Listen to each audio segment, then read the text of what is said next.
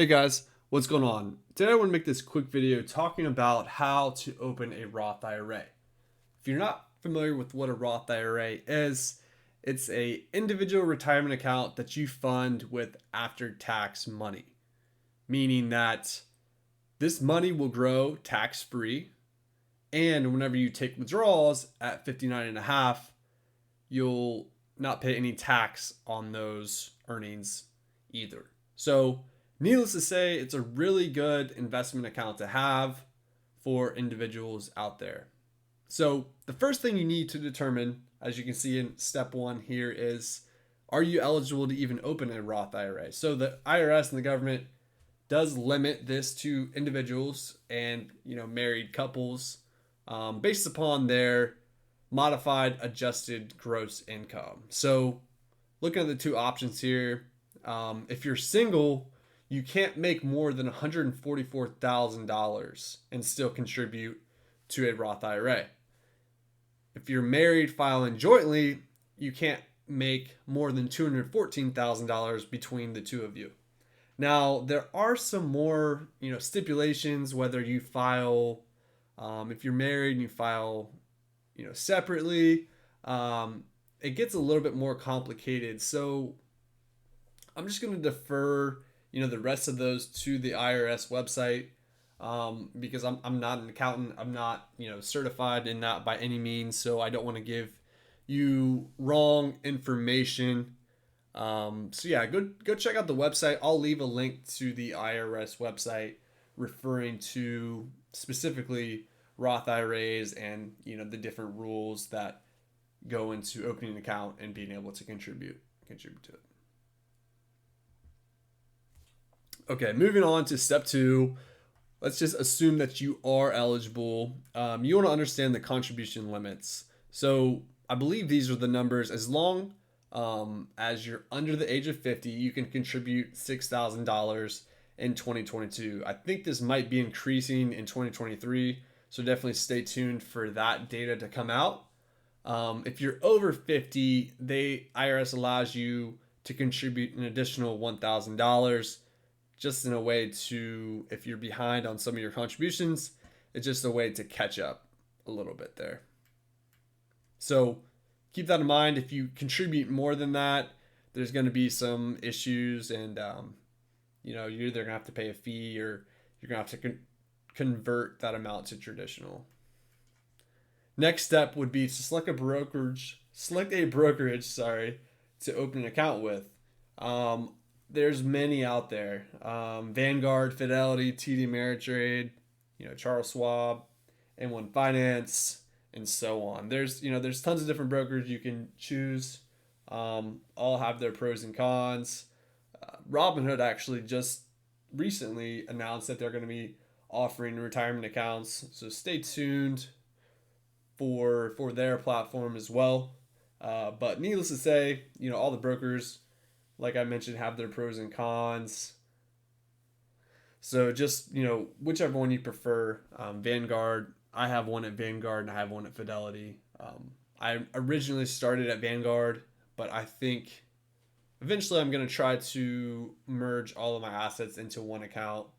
Probably just move everything over to Fidelity.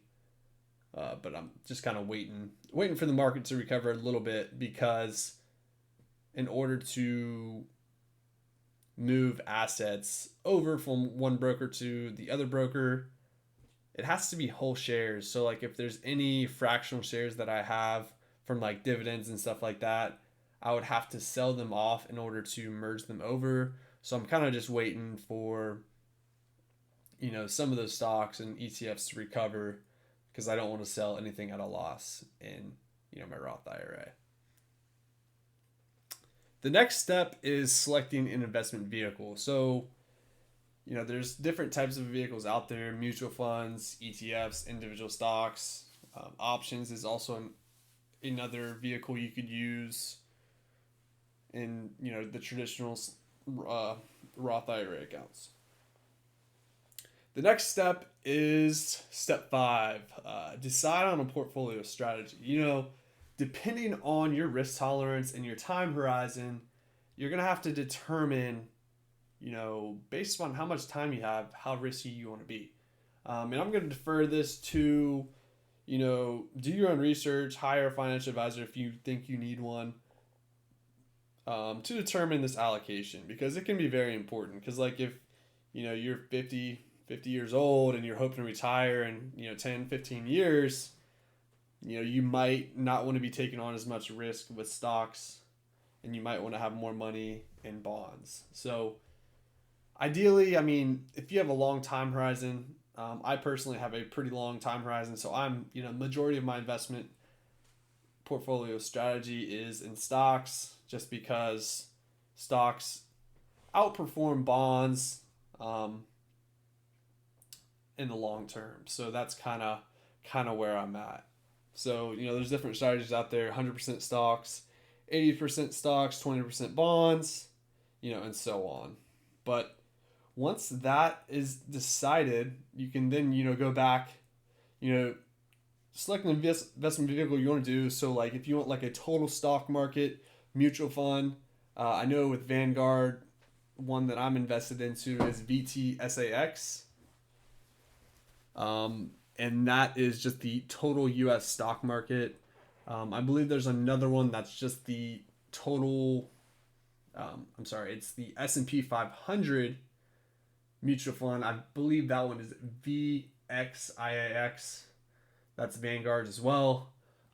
Obviously, Fidelity, other fund managers have, their equivalents too. So definitely go look at some alternative options with that as well. But if you just want a simple one, total US stock market, Vanguard mutual fund, VTSAX is one that I'm invested in. So, do keep that in mind. But yeah, that's pretty much the basic 5 steps that I came up with. You may have to do some little bit more research as far as selecting what ETF or what type of, allocation you want to, go with. But I mean, for the most part, it's a very simple process. You're going to have to enter in some of your personal information, social security card, what you do for work. Because essentially, in order to contribute to a Roth IRA, you have to have some type of earned income. So like children that don't have jobs, from my understanding, they aren't able to open up Roth IRAs. I think there are some certain ways that you can do that. Like if you have your own business and you pay your children a certain amount per year for doing various tasks, then they could take that money and contribute it to a Roth IRA. But once again, I'm just going to defer that off to your own accountant to help explain those issues a little bit clearer for you. But yeah, that's quickly it. I just wanted to quickly run, like, it's a simple process. Opening a Roth IRA can be a great account that you can have. Some other things to note: if you have like a Roth 401k with your work, you can also roll that over into an individual retirement account. So for example, if your Roth 401k, the fees are a little bit higher with your employer, you can always roll over part of that into your own individual account. So like if you want to sell options in your Roth IRA, definitely make sure you understand how to sell options before you do it in retirement investment account, especially because you can't really reap. If you lose money in the Roth IRA, there's no way to regain that money from a tax standpoint. Like if you lose money in your regular brokerage account, you can roll over your capital gains each year that you lost up to $3,000. But in a Roth IRA, there's no way to recoup those losses. So